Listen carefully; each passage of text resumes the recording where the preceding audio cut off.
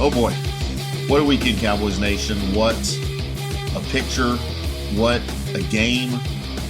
It's Monday, or as we're calling it today, Blue Monday, here in Dallas. Let's break down and what can only be described as a complete football disaster in Carolina. I am IndyCarTim. Welcome into the Dallas Cowboys Daily Blitz podcast right here on Fanstream Sports. And I tell you, we had a fun time regardless of the game. We had a fun time at the Maverick Bar in Carrollton on Sunday. About 170, 180 Cowboys fans showed up for our Mike Fisher Fun Fest Cowboys watching party. And, you know, there were prizes given away, a lot of laughs, a ton of optimism until the game started. By halftime, I think the writing was on the wall, even though the score was still in question. The Cowboys had already begun to unravel, led by Bryce Young, Rico Dowdle, and about 80% backup players that exposed a defense that looked lost from the opening kick until the gloom and doom walk-off field goal. Rico Dowdle, yes, former Dallas Cowboy running back Rico Dowdle, rumbled and stumbled and bumbled for 230 scrimmage yards after warning the Cowboys to, quote, buckle up, end quote, before the game. And as it turns out, the Cowboys didn't just forget to fasten their seatbelts. They just completely forgot to bring any kind of buckles. They forgot to tie their shoes, forgot to buckle their belts. There was no buckling of any kind on Sunday. And after the game, what did we hear? We'll bounce back. It's a long season. We just have to find a way to win the close ones. Dak Prescott said all the right things. He said, quote, I've been 3-5 before and we made the playoffs, end quote. And yeah, that's true, but this does not feel like that Cowboys team. Brian Schottenheimer said Matt Eberflus was a great coach, but a great coach doesn't give up 410 yards and 185 rushing yards to a 2-3 Panthers team with a guy that you cast off a season prior running the ball. Now, I know that's kind of harsh. I'm pretty sure they made an effort to keep Rico Dowdle last year, but the Panthers were going to pay him more. Could the Cowboys have matched, was it $2.5 million? I think is all they paid Dowdle in Carolina.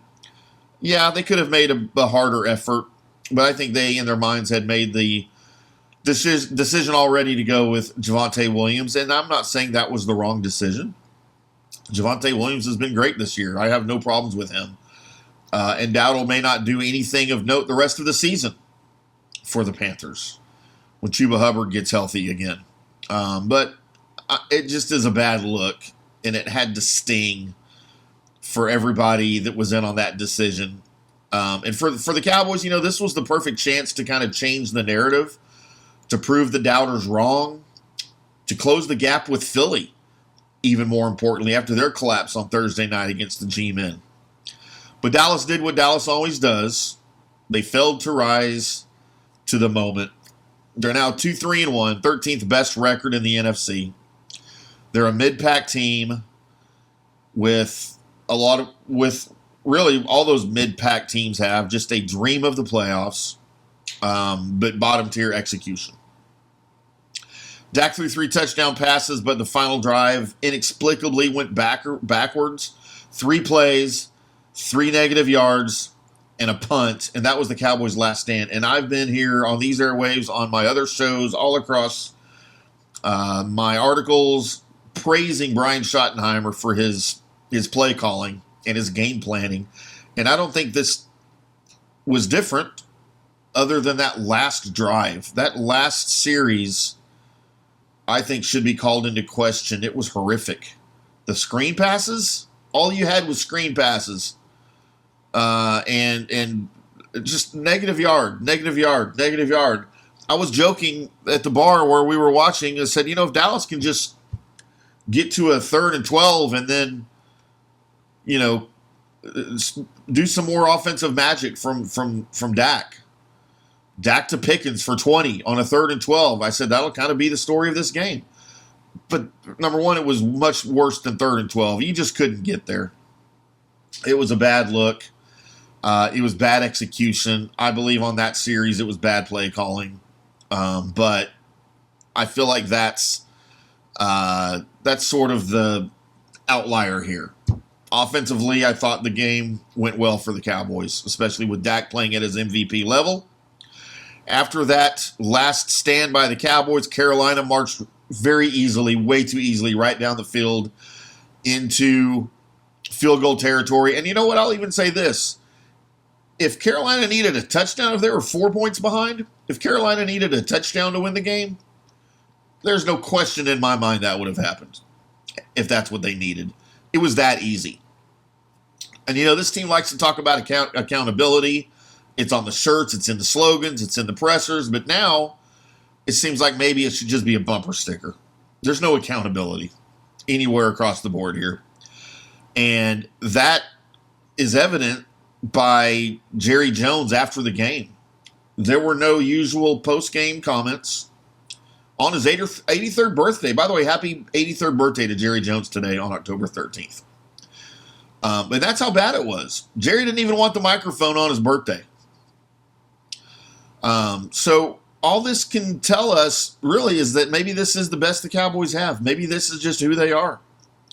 Maybe what we're seeing for this team right now is the ceiling for this roster, for these coaches, for this front office. Definitely for this defensive coordinator.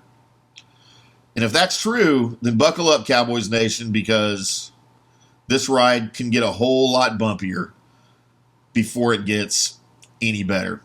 So keep it right here all week long, Cowboys fans, right here on the Dallas Cowboys Daily Blitz on Fanstream Sports. Hit that subscribe button, drop your thoughts, and tell me, is this a slump?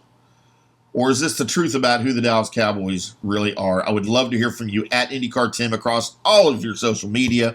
Or if you're watching on the Fanstream Sports Dallas YouTube channel, just leave me a comment. I would love to converse with you briefly and discuss this Matt Eberflus defense. What can be done? Does a change need to be made? Now, right now? Or are we just going to roll with this and see how bad it can get? Until next time, boys and girls, we'll see you.